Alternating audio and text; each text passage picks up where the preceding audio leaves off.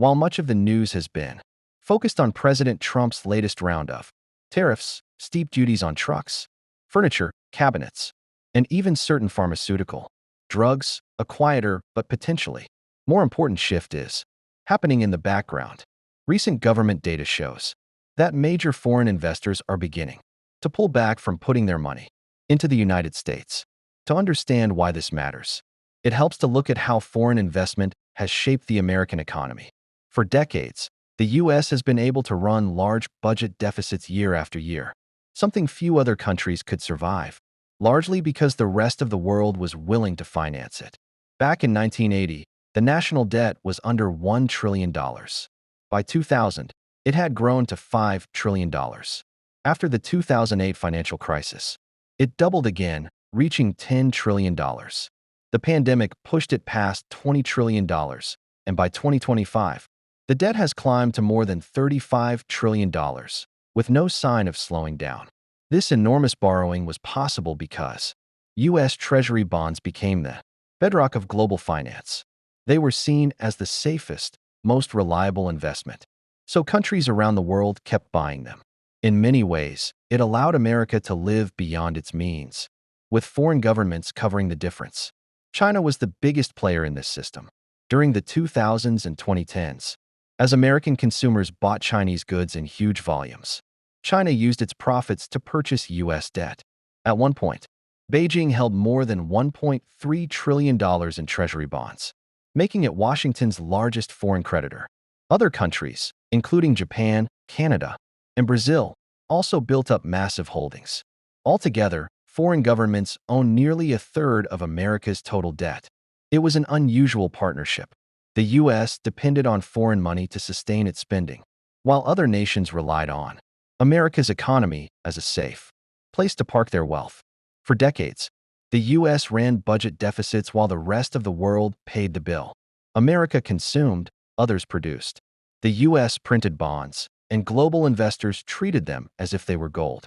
It looked like a system that could never break. But rising debt and growing political tension can change the equation. And that's exactly what the most recent Treasury report shows. In July 2025, three of the world's biggest economies, Canada, China, and Brazil, sold off nearly $100 billion in U.S. government debt in a single month.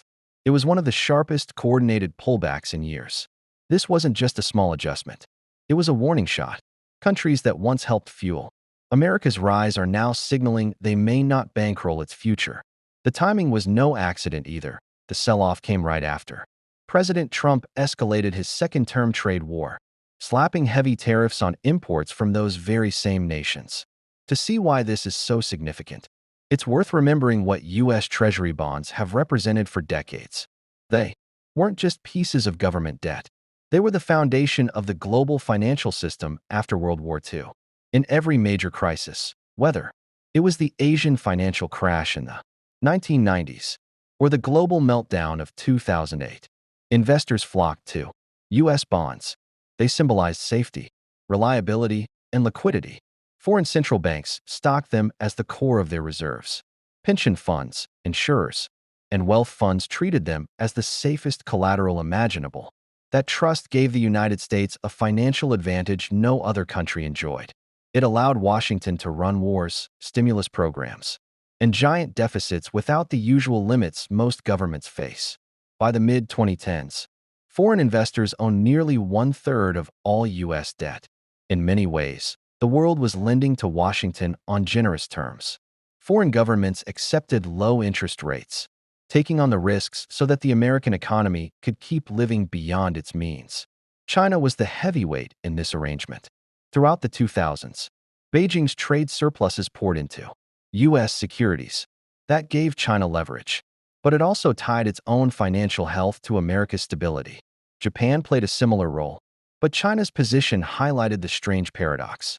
The United States and its top strategic rival were locked together in a tight financial embrace. Over the years, though, that grip has loosened. After Trump's first trade war in 2018 and 2019, Beijing began slowly reducing its holdings. Even so, by 2025, China was still the second largest foreign lender to the U.S. Canada stood at the opposite end of the spectrum, a trusted partner, deeply tied into American trade and financial systems, and a steady buyer of U.S. bonds. Brazil's stake was smaller, but as Latin America's biggest economy, its role carried weight too. Then came Trump's second term and what some have called his tariff earthquake. In April 2025, he declared a national emergency over America's trade deficit and slapped a sweeping 10% baseline tariff on nearly all imports. On top of that came reciprocal duties, some reaching 50%, against countries labeled as unfair traders. Then the penalties got personal. Canada faced tariffs of 35%. Brazil saw duties climb to nearly 50%. And China was hit hard across critical industries.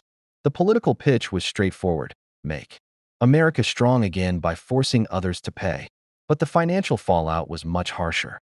The very countries hit hardest on trade had every reason to strike back, not necessarily by imposing their own tariffs, but by going after the foundation of U.S. strength, its debt market. And that's exactly what they did. The July 2025 Treasury report showed just how dramatic the shift had become. Canada's holdings of U.S. debt fell from $438 billion in June to $381 billion in July, a staggering $57 billion drop in a single month. China cut back by $26 billion, reducing its holdings from $756 billion to $730 billion. Brazil trimmed $14 billion, falling from $215 billion to $201 billion. Altogether, nearly $100 billion disappeared from America's debt market in just 1 month. And it all came from the countries hardest hit by tariffs. This wasn't business as usual. It was both retaliation and self-protection. If Washington was willing to weaponize trade, what would stop it from doing the same with finance? By selling off U.S. bonds, these countries were lowering their exposure to a system they no longer fully trusted. For Canada, the move was particularly striking.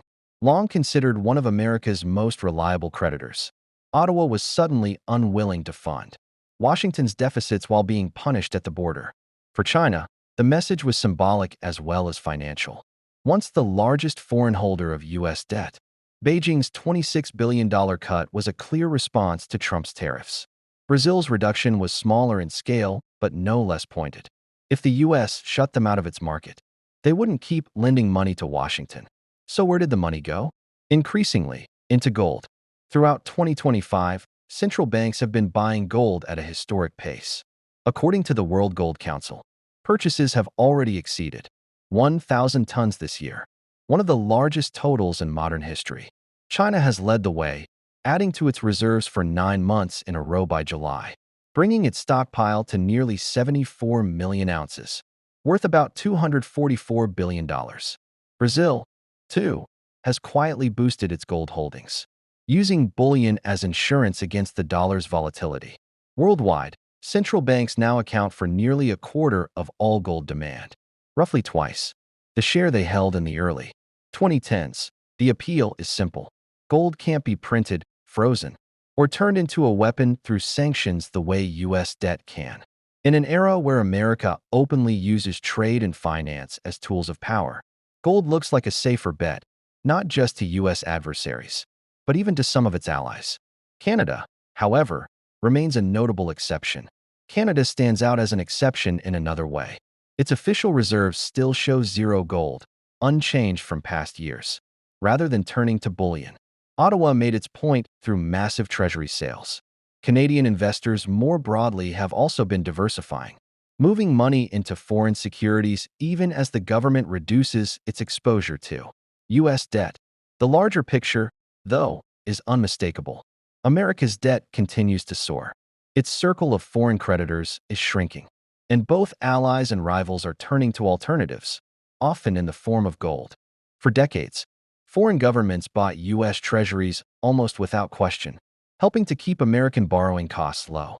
But the figures from July 2025 show that trust is starting to erode. If demand for treasuries keeps slipping, Washington will have no choice but to offer higher interest rates to attract buyers. That would ripple through the entire economy, pushing up mortgage rates, credit card costs, and business loans.